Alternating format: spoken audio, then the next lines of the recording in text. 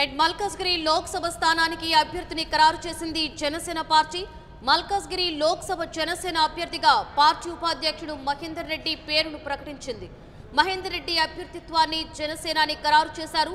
సమాజానికి సేవ చేయాలన్న తపనతో కోట్లాది రూపాయల వ్యాపారాలను వదులుకొని మహేందర్ రెడ్డి తపనతో ఉన్నారని తెలిపారు పవన్ కళ్యాణ్.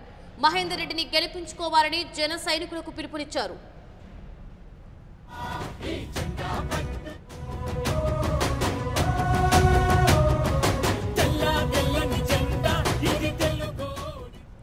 ఇక దీనికి సంబంధించి మరింత సమాచారాన్ని మా ప్రతినిధి నేతాజీ అందిస్తారు. నేతాజీ, మల్కాజ్గిరి టీంను మహేందర్ రెడ్డికి ప్రకటించడం జరిగింది కదా, సో దానికి సంబంధించి డీటెయిల్స్.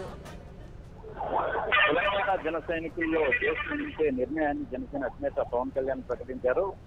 తెలంగాణ పార్లమెంట్ ఎన్నికల్లో పోటీ చేస్తానని ఆయన గతంలోనే ప్రకటించారు. ముందస్తు ఎన్నికలు వచ్చిన నేపథ్యంలో అసెంబ్లీ ఎన్నికల్లో జనసేన పార్టీ పార్టిసిపేట్ చేయలేదు. ఈ నేపథ్యంలో జన సైనికులంతా కూడా తీవ్ర అసంతృప్తితో ఉన్నారు. వారి అసంతృప్తిని గమనించిన జనసేన అధినేత పవన్ కళ్యాణ్ పార్లమెంట్ ఎన్నికల్లో పోటీ చేస్తానని ప్రకటించారు. అందుకు అనుగుణంగానే మొత్తం 17 లోక్సభ నియోజకవర్గాలకు సంబంధించిన కమిటీలను కూడా ఆయన ప్రకటించారు. ఇప్పుడు లేటెస్ట్ గా ఆయన మల్కాజ్గిరి లోక్సభ నియోజకవర్గానికి సంబంధించి జనసేన పార్టీ వ్యవస్థాపక ఉపాధ్యక్షుడు బొంగునూరి మహేందర్ రెడ్డి పేరును ఆయన ఖరారు చేశారు. ఈ నేపథ్యంలో జన సైనికులంతా కూడా ఎంతో ఉత్సాహంగా ఎదురు చూస్తున్నారు. పవన్ కళ్యాణ్ కూడా వచ్చి ఈ ఎన్నికల్లో తెలంగాణలో ప్రచారం చేస్తారన్నట్టుగా వాళ్ళంతా కూడా ఎదురు చూస్తున్న పరిస్థితి అయితే ఉంది. ఇక ఈ మహేందర్ రెడ్డి అయితే మొదటి నుంచి కూడా జనసేన అధినేత పవన్ కళ్యాణ్ తోటి సుదీర్ఘంగా నడిచారు. ఆయన ఏదైతే ఈ పవన్ కళ్యాణ్ సంబంధించిన కామన్ మెన్ ప్రొటెక్షన్ ఫోర్స్ ఉందో అందులోనూ ఉన్నారు.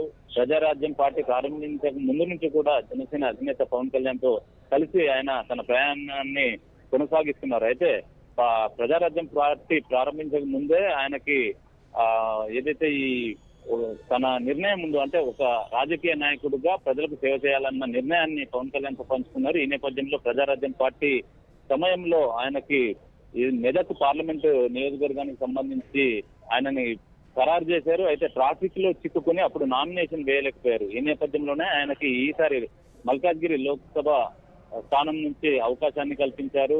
తెలంగాణ జన సైనికులంతా కూడా మహేందర్ రెడ్డిని గెలిపించాల్సిందిగా పవన్ కళ్యాణ్ పిలుపునిచ్చారు. ఈ నేపథ్యంలో తెలంగాణ జన సైనికుల్లో ఇది ఖచ్చితంగా జోషం నింపే ప్రకటనగా మనం చెప్పవచ్చు. రైట్ నేతాజీ, చూసుకుంటే తెలంగాణలో ఇక మిగతా సీట్ల అభ్యర్థుల ప్రకటన ఎంతసేపట్లో ఉండేటువంటి అవకాశం ఉంది? అయితే తెలంగాణ నుంచి మొట్టమొదటి పేరు మహేందర్ రెడ్డిదే వచ్చింది. మిగిలిన పేర్లకు సంబంధించి ఇంకా కసరత్తు చేస్తున్నారు. ఎందుకంటే బీఎస్పీతో కూడా జనసేన పొత్తు పెట్టుకుంది. అలానే సిపిఐ సిపిఎం పార్టీల నేతలు కూడా కలిసి ముందుకు వస్తున్న నేపథ్యంలో అందరితో మరోసారి చర్చలు జరిపిన తర్వాతనే ఎక్కడ ఎవరికి పట్టుంది, ఎవరి బలం ఎంత ఏంటి అన్నది ఆయన ఒక నిర్ణయానికి వస్తారు. ఆ తర్వాతనే ఎవరి పేర్లను పరిశీలించాలి అన్నది ఆయన తుది నిర్ణయం తీసుకుంటారు. ఈ నేపథ్యంలో మరోసారి ఇటు సిపిఐ సిపిఎం తెలంగాణకు సంబంధించిన నేతలతో పాటు బీఎస్పీకి సంబంధించి తెలంగాణ నేతలు ఎవరైతే ఉన్నారో వారితో ఒక దఫా చర్చలు జరిపిన తర్వాతనే ఏ స్థానాల్లో ఏ అభ్యర్థులను నిలపాలన్నది నిర్ణయించుకుంటారు. ఆ తర్వాతనే పవన్ కళ్యాణ్ నుంచి ప్రకటన వెలువడనుంది. అలాగే నేత చూసుకుంటే ఇక బీఎస్పీకి ఎన్ని సీట్లు కేటాయించేటువంటి అవకాశం ఉంది తెలంగాణలో?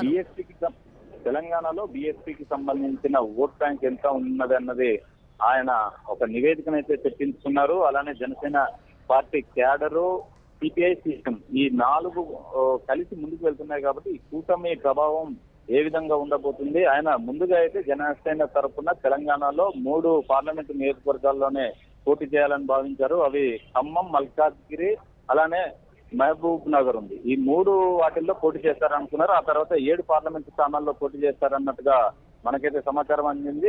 కాకపోతే పవన్ కళ్యాణ్ మాత్రం 17 లోక్సభ నియోజకవర్గాలకు సంబంధించి కమిటీలను ఏర్పాటు చేశారు. ఈ నేపథ్యంలో ఆయన పూర్తి స్థాయిలో బరిలోకి దిగుతారా లేదా అన్నది కూడా వేచి చూడాలి. కాకపోతే జనసేన పార్టీకి ఎక్కడైతే బలం ఉందో ఆ స్థానాల్లోనే పోటీ చేస్తారన్నట్టుగా మనం చెప్పవచ్చు. ఒకవేళ గనక పూర్తి స్థాయిలో పోటీ చేయాలనుకుంటే ఆ పార్టీలకు సంబంధించి అంటే ఇటు బీఎస్పీ సిపిఐ సిపిఎం ఈ పార్టీలు కూడా ఉన్నాయి కాబట్టి వాళ్ళ బలాబలాన్ని కూడా అంచనా వేసి ఒక కూటమి తరఫున పూర్తి స్థాయిలో 17 లోక్సభ నియోజకవర్గాలకు పార్టీ తరఫున అభ్యర్థులను ప్రకటించే అవకాశం అయితే ఉంటుంది. Right, thank you Netaji.